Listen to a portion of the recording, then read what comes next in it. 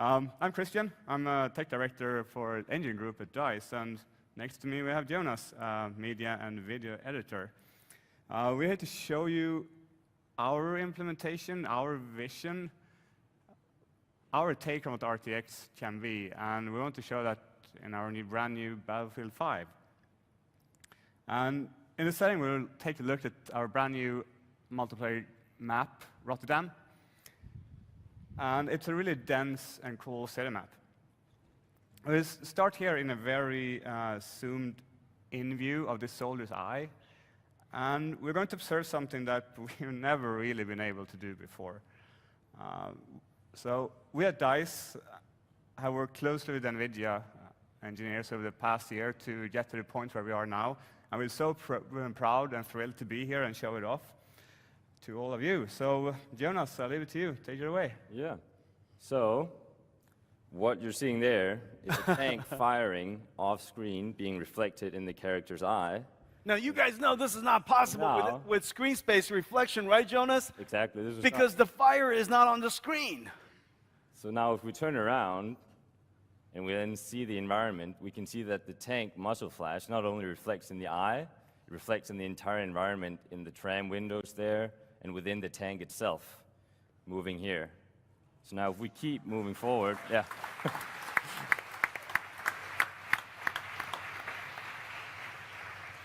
Great. So of course, one of the big challenges of SSR is also complex surfaces like this. So now with RTX on, if we set off an explosion behind the tank here, but next to the car, oh, come on, reflecting accurately within the car.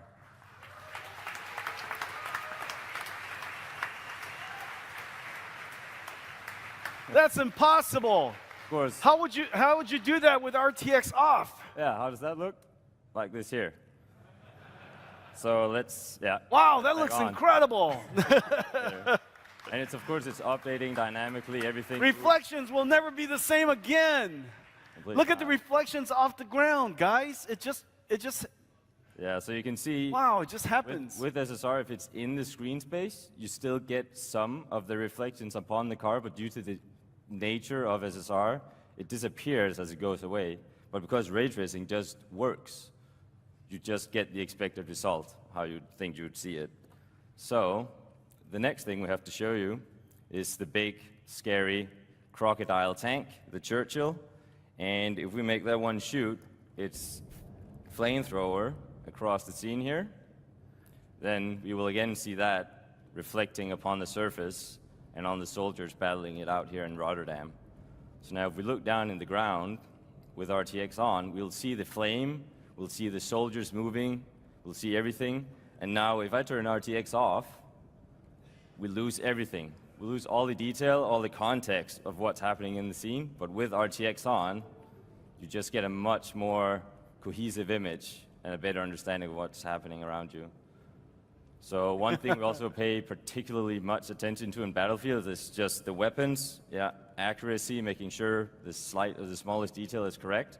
You can see even there, the flames are reflecting properly in the wood of this gun here and in the windows in the back. Now, if I turn RTX off again, you lose all this detail. So, yeah. Wow. Really cool. Now, tech. Jonas, what you guys have done is all of your guns, all of the objects are modeled physically. Exactly. It's physically based. And so the gun has wood, which is diffused. Is a dielectric material. You have metal, which is reflective, and the metal has substructure in it, microstructure in it, so there's some roughness in it. And so without doing anything at all, because it's physically based, we shoot a ray into that scene. It intersects with a triangle on that piece of metal on the site, and it figures out, I need to boink, generate another reflection ray, and it traces its way to the flame, which is coming by, and when it comes by, it accumulates on the surface, it shades it perfectly all by itself. Ladies and gentlemen, the magic of ray tracing. Exactly. And there's more. So what you see now are objects that are really close by, but ray tracing works for more yet. So up here, we've got two C-47 airplanes. They've been shot down. They're crashing with their engines on fire. So now if we go over to the car here, and you can also see the flame reflecting in the car nicely over there. So if we keep moving forward and then look down on this reflective car right here, we will still be able to see the plane. If we move back here, we can see the plane reflecting in the car. If I move this lens flare. Wow, your lens flare works right good. there, yeah. And then with RTX off, I love lose it. everything of it. Yeah, look at that. We can keep moving forward. Wow.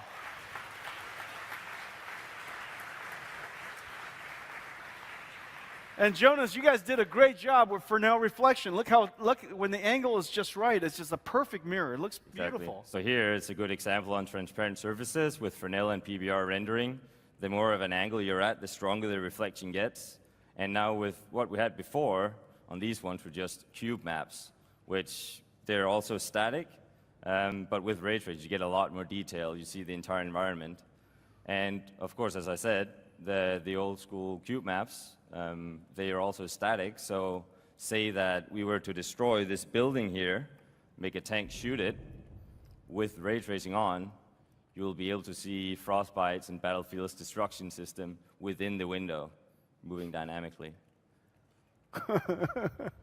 And now, to end it all off, RTX, I mean, it works on the entire scene. So what if we were to shoot off a V1 rocket here and zoom out, get a good view of the entire street of Rotterdam, and then take a look at the windows, all the places that you would expect to reflect. For now, turn up the time again, and we just wait patiently for the V1 to hit the ground. And there.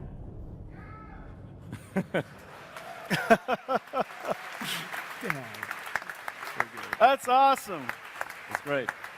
Good job, you guys. Good job.